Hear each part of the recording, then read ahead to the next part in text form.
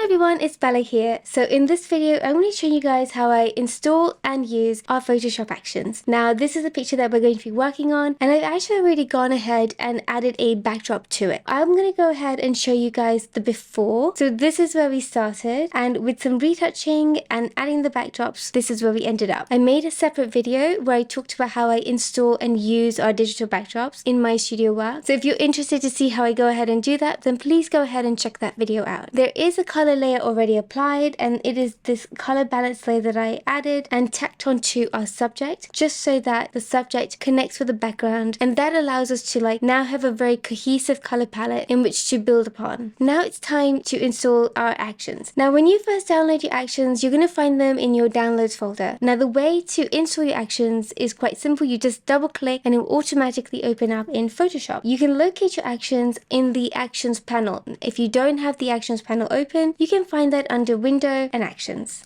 Now this is my actions panel. I'm just going to go ahead and make it a little bit bigger, and these are all the actions that I already have preloaded. The new actions that you downloaded will be at the bottom of the list over here, and you can go ahead and move them back and forth and organize it accordingly to whatever works best for you. Now when I'm using my actions, I actually like to have it on button mode because I feel like that allows me to use them a lot more effectively. So in the top right corner here is this little icon with lines. You just want to go ahead and click on that and click on button mode. Now button mode is really fun because it just loads up the actions in a very easy way, and all you need to do is just click on it and it applies. Now our updated actions have been color coded, and this is taking on board feedback that we got from our users, which is they didn't really know what colors were hiding within each action. So within Photoshop there wasn't a lot of leeway for me to really add a full breadth of color palette, but within what Photoshop has, I was able to organize the actions in a more cohesive way. All of the yellow and orange actions are indicating warm tones within that particular action. Anything that's color coded blue or green indicates a more cooler palette, and anything that's been color coded gray is our neutral palette. These are just sort of very broadly done because when you're applying the actions on your pictures, every picture has a different set of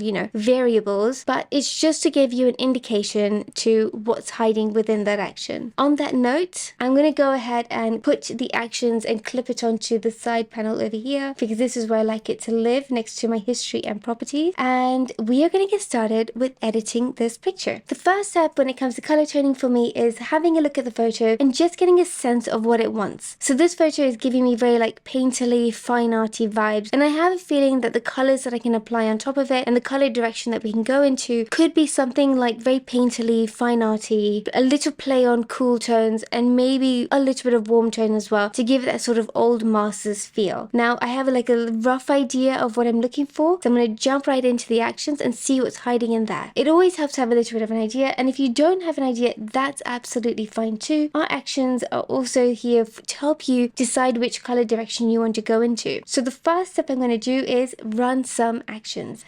I'm going to go ahead and run Strange Fiction. I'm going to hit the stop. And this is from the Cinematic 2 collection by Woodman. So I'm going to go ahead and just reduce the opacity of that to maybe 30% and turn it off and on. So that's one thing you can do. You can run an action and you can change the opacity of the group. Now I'm going to go ahead and just turn that action off and try one more action and show you what else you can do. We're going to run Mulberry. I do love the way everything is amplified in Mulberry. The silvers and the contrast. There's something here, I'm not sure what, but again we're gonna do the step one, which is reduce the opacity. So every picture will have its own set of criteria, and this is why I always encourage people to get very hands-on with their actions. So I've gone ahead and changed the opacity of Mulberry, brought it down to around 40%, turning it off and on to see if I like it, and I do. Now I always recommend people to open up the actions and have a look at any of the instructions within. Most of our premium actions will have instructions within them because every image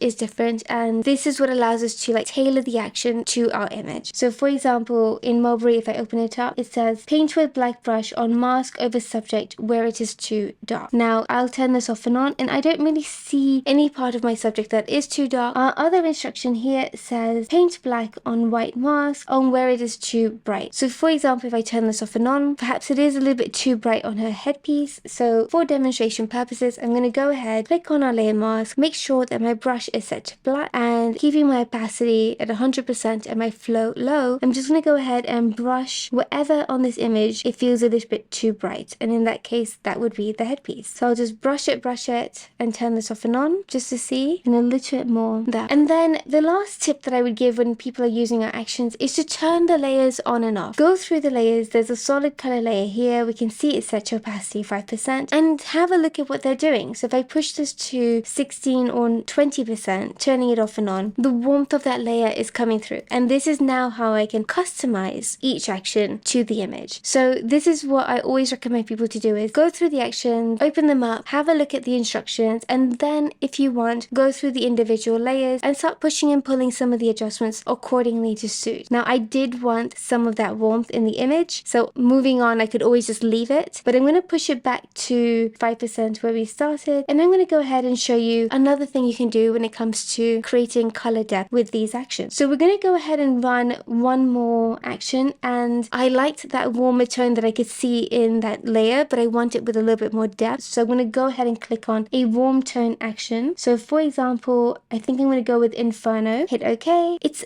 lovely, but again, it's too strong. So we're going to go ahead and drop the opacity now down to maybe something like 10% and turn it off and on. And it's giving that perfect old world look that I wanted. In fact, I can even go ahead and push it to 15% and turn it off and on. And you can see that everything has been affected with a warmer palette from our subject to our background. And it is starting to look a lot more like one of those Dutch still life paintings. I'm going to turn Strange Fiction on, and I do love the contrast that's now coming through. A little bit of moodiness, and the highlights are being subdued a little bit, and I think that's quite beautiful too. So I think I will leave Strange Fiction on, and as you can see over here, all I've done is I've layered the actions on top of each other, and I've changed the opacity, and within a few clicks we have a really fascinating color palette. I feel like it's a little bit too strong, so I'm going to go ahead and reduce the opacity of Strange Fiction, turning it off and on accordingly, and I'm very happy with how that looks. So just to show you guys how far we've come, I'm going to turn all of these off, and this was the beginning,